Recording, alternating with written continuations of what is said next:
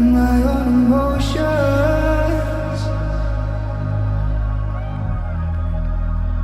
deeper in my head,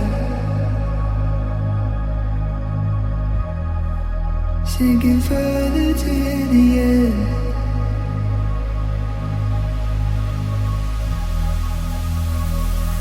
I'm growing weaker,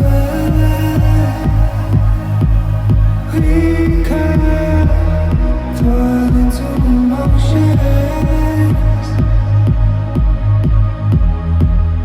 These voices in my head,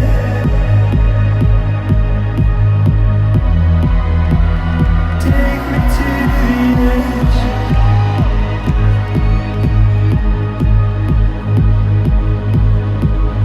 Are we alone?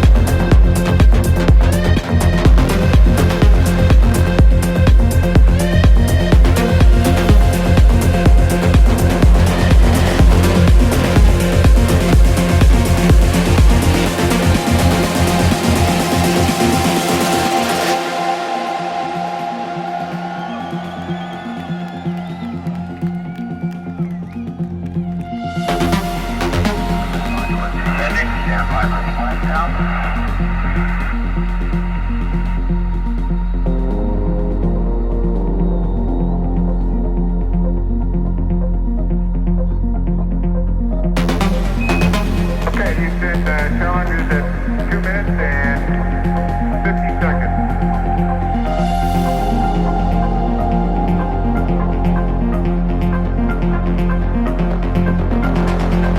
Read you loud and clear, America. This is Challenger. We're coming up on 210 from liftoff.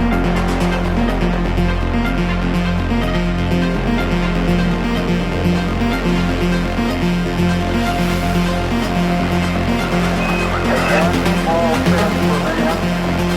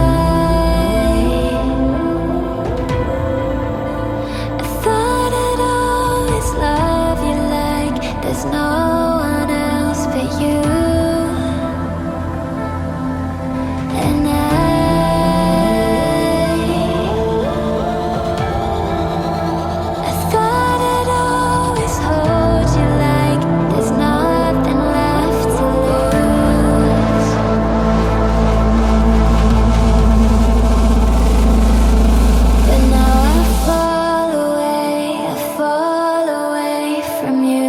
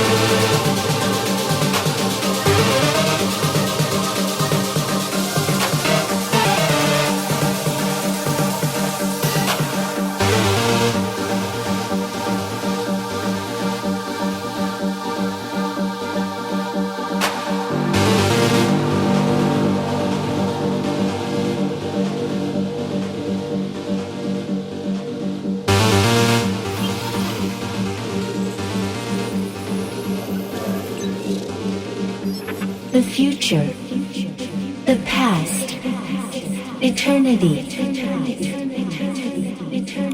emotional, connection, infinity.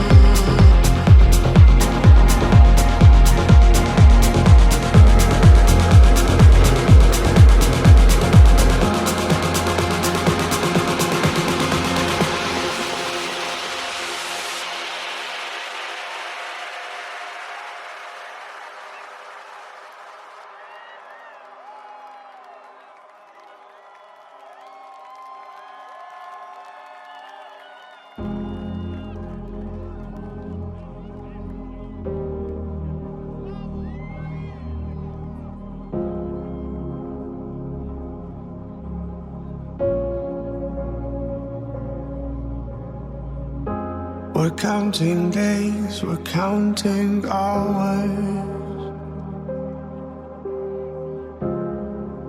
to the breaking of the dawn. I'm finding ways and fighting fouls of the thoughts you left behind. Where do we belong? Where do we belong? Yeah, where do we belong? Where do we belong? Where do we belong? Yeah, where do we belong?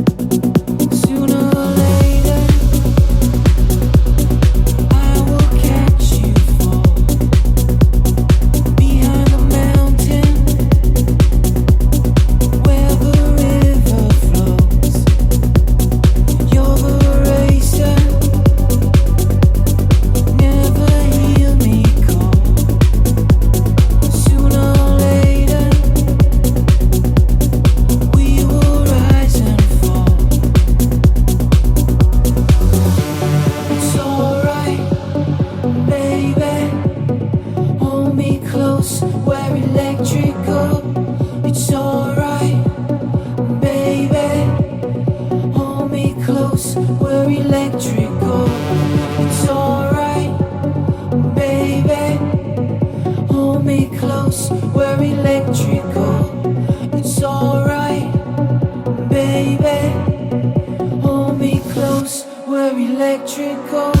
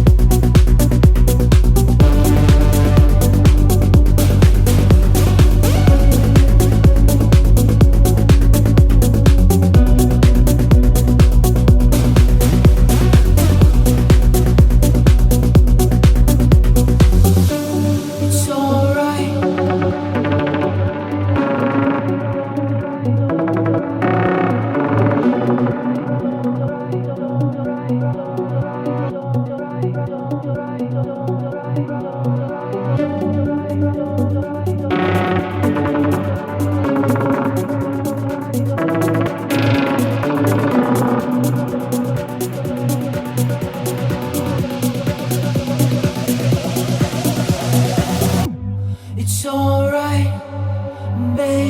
baby. Hold me close, we're electrical. It's alright, baby. Hold me close, we're electrical. It's alright, baby. Hold me close, we're electrical. It's alright, baby. Hold me close, we're electrical.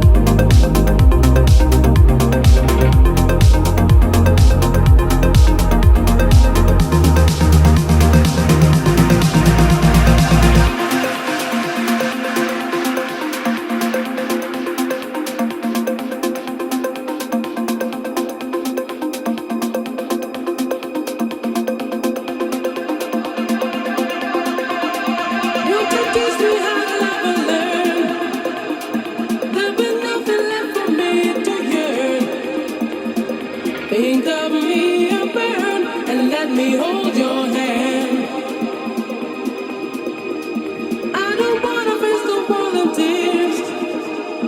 Please think I did, I'm on my knees. Sing that song to me, no reason to repent. This is the rhythm of the night, oh yeah. The rhythm of the night, this is the rhythm of my life, oh yeah. The rhythm of my life, this is the rhythm of the night, oh yeah. The rhythm of the night, this is the rhythm of the night, oh yeah.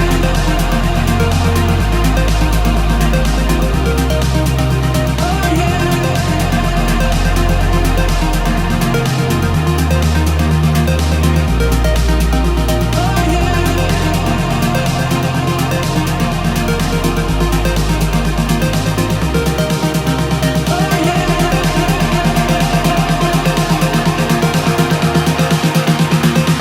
This is the rhythm of the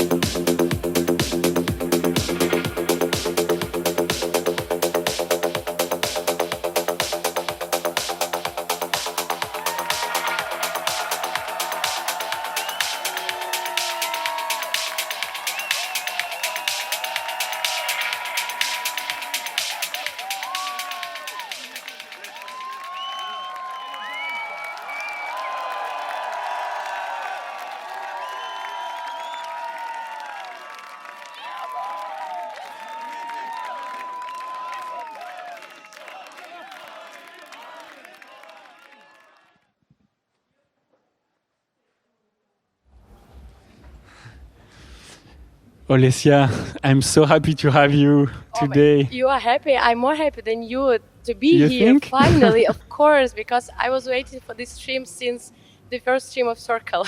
Oh, that's so cute. I Yeah. remember when I met you at 18, maybe 4 or 5 years ago. I think something around like 4 or 5. I'm sorry for my voice. No worries. I'm speaking like a very cute girl, but today it's my man's voice. Yeah, I remember when I came to you and Phil with my shaking hands to introduce myself.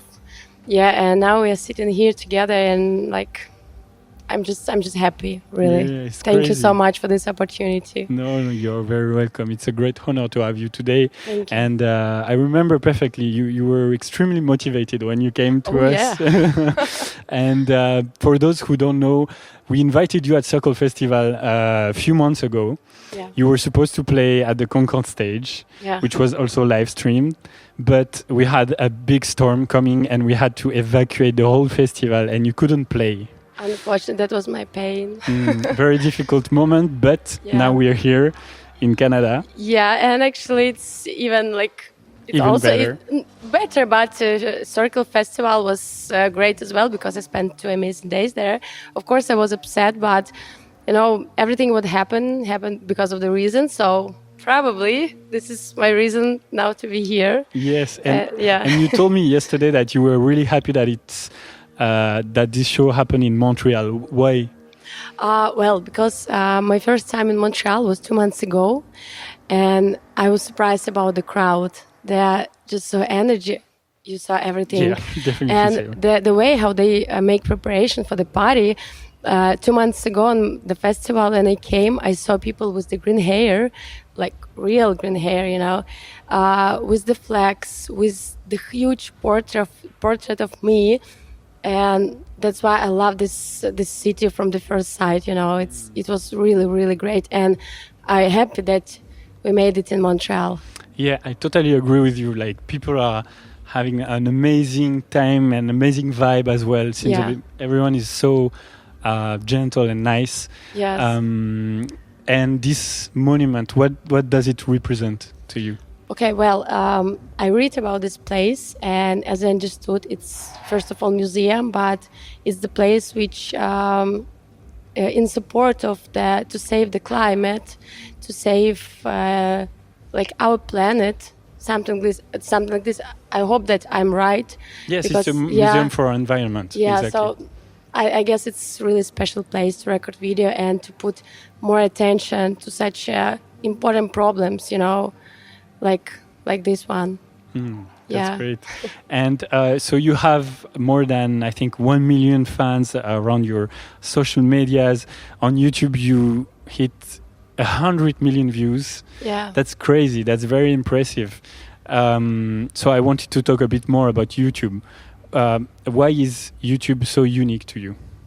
Well, because I'm the DJ, first of all, who say that I became like on that level where I am now, not because of production, because of the tracks. I became because of YouTube platform. I started my podcast around, actually I just checked a few weeks ago, 8 years ago. 8 years ago, yeah. That's huge time. So that's why it's so important to me, because I grew up there, and I continue to work on my YouTube channel. We make streams, and it's became like our small community. And every stream, usually we have something like 3,000, 4,000 people. Yeah, So it's our small festival, and also I spent a lot of time to talk with my audience there, with my listeners during the streaming. I always chatting myself, not somebody else. Yeah, and it's cool because I have direct contact with my listeners. So you're playing and you chat with the people? No, we record video and then we streaming. So that's why it was important to me to record video first and they put on the stream, because in this case I can talk with my audience myself. I can find out what they're thinking, what they're liking, how they're doing, and especially during the COVID times on the streams we support each other so much. So it's like my another life on YouTube. Yeah. So the interactivity is great on YouTube. So you do these sets like at home, but also on exotic locations. Yeah, that's right. Most of the time alone, right? When you're playing. Me and my partner, just You two and of your partner. us. Yeah. Yes. It was complicated at the beginning, but then it was like a huge experience. So now we are doing well with that. But it's very different to play. I experience it myself to play alone. Like when I say alone, is not in front of an audience. Yeah. How do you keep motivated when you're playing for YouTube? I'm just enjoying the music. So it's not for me. It's I play for audience or big audience for 10 people or for myself. I'm enjoying the music, so that's why maybe. That's great. Yeah, you're in your bubble. Exactly. Yeah, it's cool set. And you did like so many shows. Do you know how many you did on YouTube? On YouTube videos. Yeah. Okay. I have around 37 Mimo Weekly podcasts. Before we had, I had Mind Games podcasts on Radio Intense YouTube channel and mine as well. I guess more than 100 for sure. That's a lot. Something I don't want to lie, but after today I go to count. And how do you renew your sets? Like, how do you renew yourself, and how do you dig your tracks like all the time? What's the process? You mean how I prepare everything? Yeah. I just spent a lot of time, like few hours per day, to search the music, because before the situation in my country, I had more time for music, for everything. Now I'm traveling, I don't have my studio, so I have a lot of work to do again. Yeah, but before I spent something like 6 hours per day for the music, to search promo, demo, listen. Yeah. And where do you search? Like Beatport or other platforms? What's your? I have a lot of demo for my label. I have tracks for my label, also Beatport as well, and I have some platform with unreleased promo which other DJs send to me. So I have a lot of different resources. Yeah. That's great. Yeah. So your label is Siona Records, right? That's right. My baby. And what made it different today? Because you were streaming on YouTube before us, actually, 8 years ago. Yeah. What made it different for you today? For like on a Cercle, like what is different from your shows on YouTube and now on Cercle? Yeah, actually, I had the joke today when I spoke with my friend. I told, what is the difference between when I record videos for my channel and when we record it with the Cercle? So it's something like 30 people more who came from another continent just because of my video. Then a lot of people from the hotel. I don't want even talk about the money, about this side. So it's quite the huge difference, and I don't want to hide. I was stressful a lot.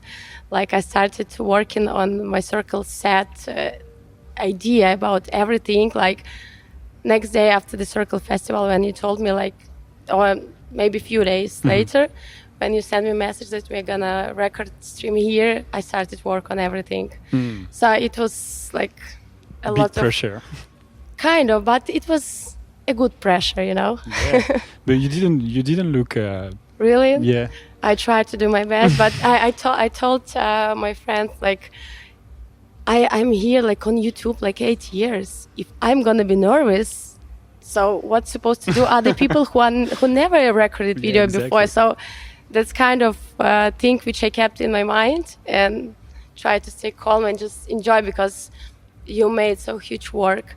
The people came here, you know, and everything is so amazing. So for me, it's just stay and enjoy, play the music. That's great. And you are used to the camera. That's great as well. Because some people, they're really scared of the camera. Right? Oh, please. Oh, the camera is my best friend. Oh, that's great. So I'm looking at the online audience, and Amadeo is asking a very simple question, but I found it interesting because I don't know the answer. Why the name Miss Monique? Okay, someone's supposed to ask this question once. Nobody did it before, like in an interview. Okay, I would like to tell some cool, interesting story, but to be honest, there is nothing interesting. We just sit 11 years ago with my partner, and we were thinking that my real name, Alessia and Sonia Markusha, it's like too complicated for foreigners, so we're supposed to find some foreign name. And I don't know why, but we started search French names. Yeah, Monique is French. Yeah, and we found Monique. It was really beautiful, but then my friend told me, like, it's kind of simple, so we have to find something else. And then he looked at me. I was 18 years old, and he said, "You are Miss Monique." So and now I started worrying, because maybe in 10 years later I can't be Miss Monique. I'm supposed to be like Mrs. Monique. You will change your name. I hope not. So you have your answer, Amadeo. Yeah. So we were talking about YouTube, but your presence is growing on other channels like Instagram, for example. Do you feel reliant on the social medias? Reliant? What does it mean? That's sorry for my English. No worries. Like, do you feel that you know, the algorithm are changing a lot. For example, on Instagram recently, do you Yeah. feel that you're stuck with the algorithm and you need to comply with them, or do you feel free when you're To posting? be honest, it's usually it's not my job to control algorithms and everything. It's No, of course. do another person in my team. Oh, so you don't post yourself? No, I post everything myself, but I'm not like checking some algorithms and how they. I'm just making posts. I'm just talking with my audience. I'm in contact with them, and of course, all my social medias. I'm responsible just myself because it's very important to me to know what my audience, what my listeners thinking. Maybe sometimes even to find some advice for them, some critics. So that's what I'm doing there. Yes, so you post freely, and then your manager is more on the, I don't know how to say, strategic side, or more looking at. I think it's more about YouTube in our situation. About Instagram, I'm just posting, talking with my listeners, and That's it's great. like the way of communication. One more way of communication with my audience. That's great, freely. Yeah.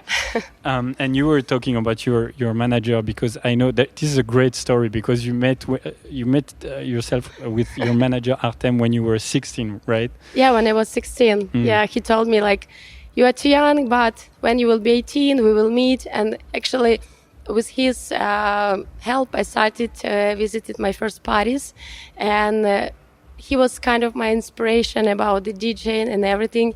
And he was that person who taught me the DJing. That's Yeah. amazing. I mean, Yeah. he really believed in you, and now Oh, yeah. you're here. I mean, we know a lot of artists. We met a lot of artists and management, and you have a really great connection and relationship with him. So It's the hard work of the years. I can imagine. People don't really know like what it is, like why an artist needs a manager. Why is it important for you? What's the main goal of the manager?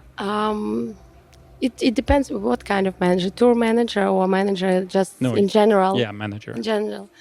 Okay, so we started work together. So I wasn't in the search of manager. I'm not sure if I can answer from this side. This person with me at the beginning, and it's even not like the manager. It's my partner of everything, of Siona, of me as a DJ, and so we work half and half. He helped me with everything. I don't know. That's I amazing. even can't say what deals we are sharing, because we are usually doing everything. He doesn't have time for mail. I can do. I don't have time to read some messages. He can read and tell me like, hey, you have some messages there. You have to answer. Just don't forget. So we like just the one hat. No, but that's great. I mean, it's true that you were saying partner and not manager since the beginning of the interview. So it's great. Yeah, I love that. Checking also the other online question. Oof, this is a deep one. I will ask it later. Okay. Now let's speak about producing, because you produce tracks as well, and you produced an amazing track for this location, Biosphere, with a little bit of acid. I really love it. Yeah, the last few tracks, I put something of this, and I like it. Yeah, it's really amazing track. Thank you. What's the ideal state of mind for you for being creative when you are producing? Well, I would love to say also some interesting story, but you're just sitting in the studio and just trying to find something. So I don't have some huge inspiration or something like this. I'm just coming and trying to do something. So you sit That's on how your it's studio done. and try to do it, and Yeah. manage or not manage. Okay. Yeah, what manager? No. Manage or not manage. Because there Yeah, are some artists that prefer like it comes when it comes, and they don't like to stay in the studio and try to do it. Try to produce it. No. For me, it's I'm just coming and trying to do something, and then if it's happening, it's cool. If not, so I'm just forget about this, go and doing something else, and I will back when I will have mood. Something Okay. like this. Yeah, Yeah. great. So I can imagine that your career inspired a lot of people, and is inspiring a lot of people. If you look back on the past 10 years of your artist life, what's the main advice you would give to people? What's the one thing they should do as an artist, and what's the one thing they shouldn't do? Sorry. I can say that they have to be original.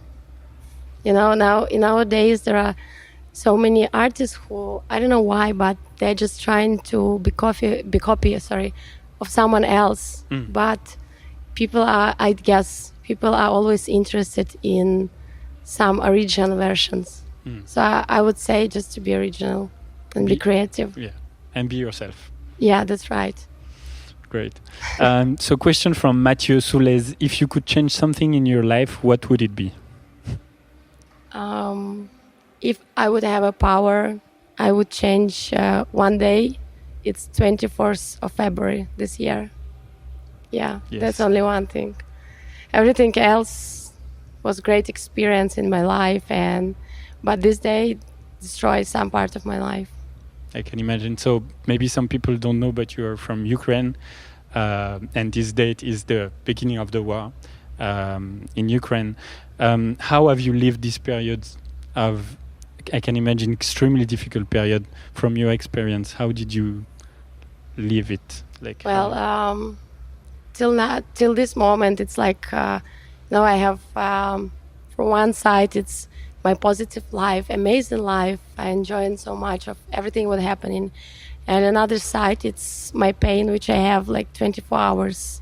When the war started, I was with my family in Kyiv, and as now I remember, like at 5 a.m. we woke up because of the explosions, and that was that moment when Russia attacked my country, Ukraine, and the first 2 weeks we spent in Kyiv. We lived at the park in the car.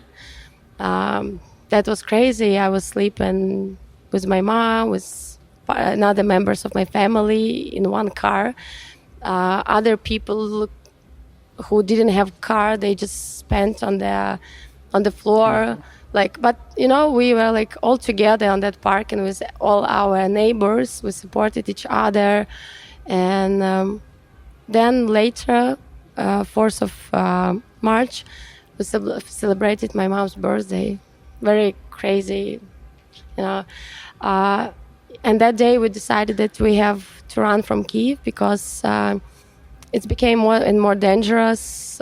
Few nights we even heard the gun very close to our apartment. So we tried to left Kyiv. There was on that moment only one way. We traveled 12 hours without non-stop. We didn't go even to the toilet, something like this, because we were scared, honestly. Yes. And before we heard about situation when some civilian cars were shot and everything, so we just drive as long as we could. And then we stayed in one Ukrainian city, Vinnytsia. It was a strange time because it was first 2 days of calm. And after 2 days, the rocket was sent to this city. So we heard everything, we ran again. And at that moment, we decided that we have to leave country.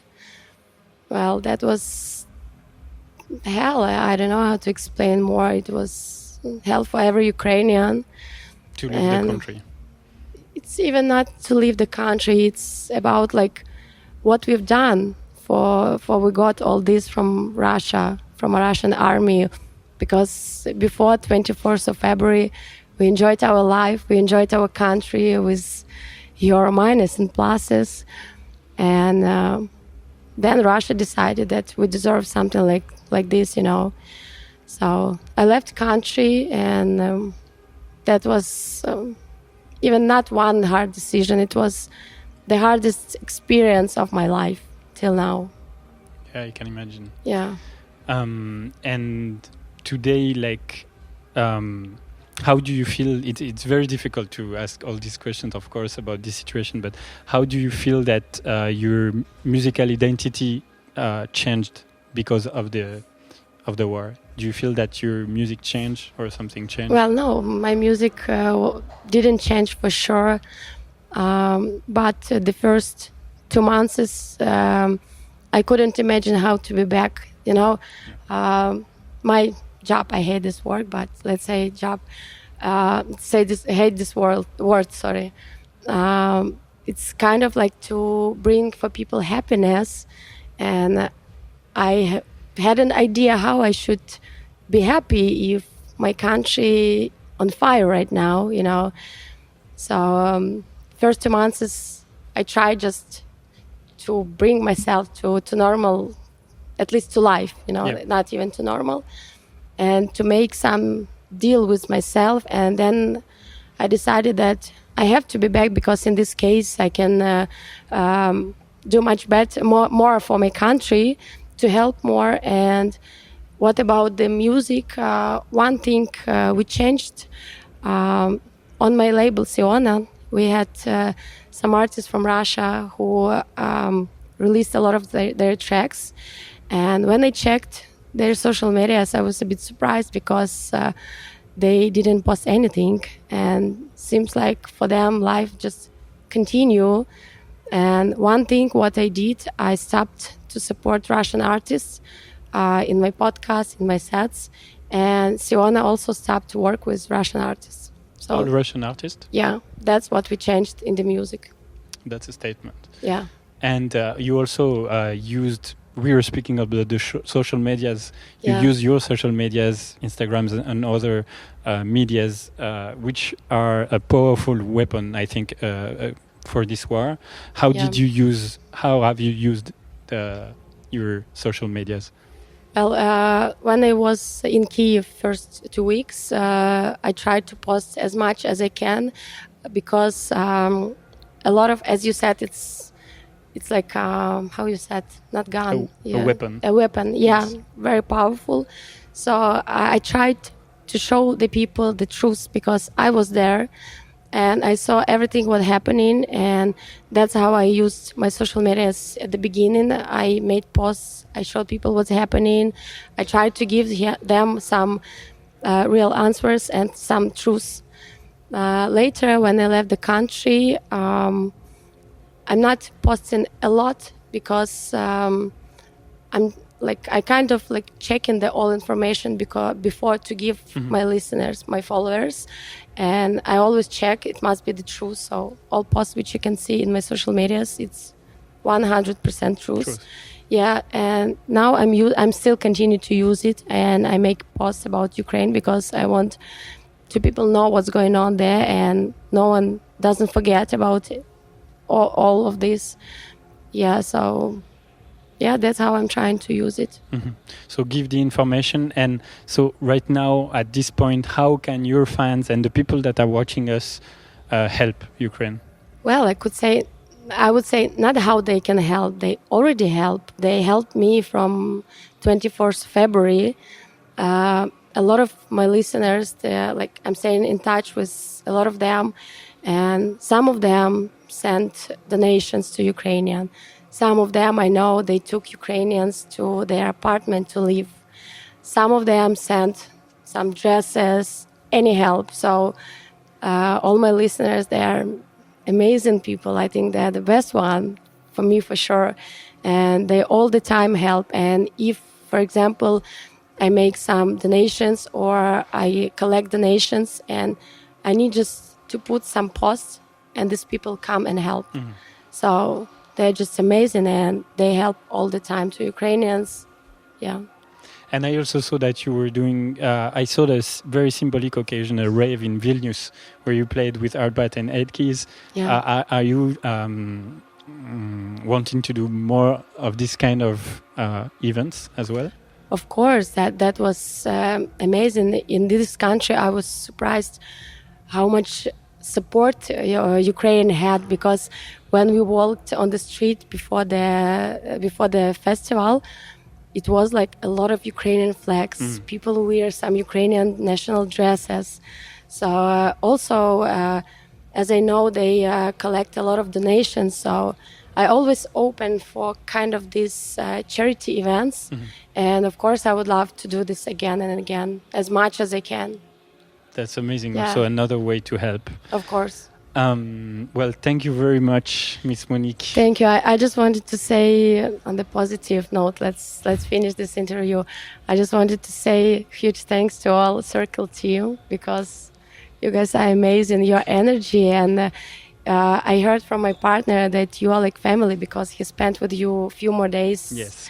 Yeah, and yesterday when I came and saw all of you, like how you're friendly and now how you work all together, I'm just like jealous, but from the good side. And I can say that we have with my team kind of the same relationship. So that's amazing. And I'm just very thankful for having me, really. Thank you very much. Thank you. Thank you very much. It was an amazing moment. It's not over because we have the little tradition. It's a gift, a very special gift today. The mystery box, which is not the box because we broke it.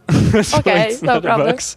This is actually my second Cercle bag. Oh, okay. Okay, And it's a very Thank you special so- Can I open? gift. Yes, of course. Yeah. So I removed it from the bag because so that you can see it. I will explain what it is. It's a French company called Jouet who are doing MIDI controllers. An amazing MIDI controllers. Actually, the co-founder of this company made a controller called Lemur, which has been made very famous by Daft Punk and Björk because they were using that.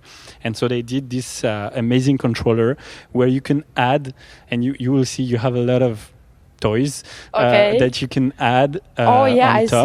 see a lot of bags, Like boxes. Yeah, exactly. For Cool. example, where is the pad? I don't know where it Let is. me put But it you on. can add, for example, here a guitar or a piano. Wow, it's really cool stuff. Thank you Yes. so much. So Wow. So it's a very nice gift. I hope Thank you you. like this controller. Do you have a favorite controller? Oh my God, no, for fun, no, I can't say now. No, So I hope maybe this this one will be I my hope this one. favorite. Yeah, Exactly. Thank you so much. No, Thank you. you're very welcome, and thank you to Jouet to offer this amazing gift. Also, thank you very much to all the team, as you said, Miss Yeah. Monique, and also our local promoter Julian. Thank you very much to him. Also, thank you very much to W Hotels for supporting us all this time. And I'm forgetting, of course, Biosphere, who Yeah. trusted us for this Amazing event. place. Amazing, really. Crazy place that I felt it was made specially for this project. Yeah, I'm really happy that me played in this location. Thank you for this opportunity. Thank you, guys. Thanks for watching. We will go a little pause now for a few months. So next event will be next year. So stay tuned. We are preparing next year. Bye-bye, guys. Bye. Thank you so much.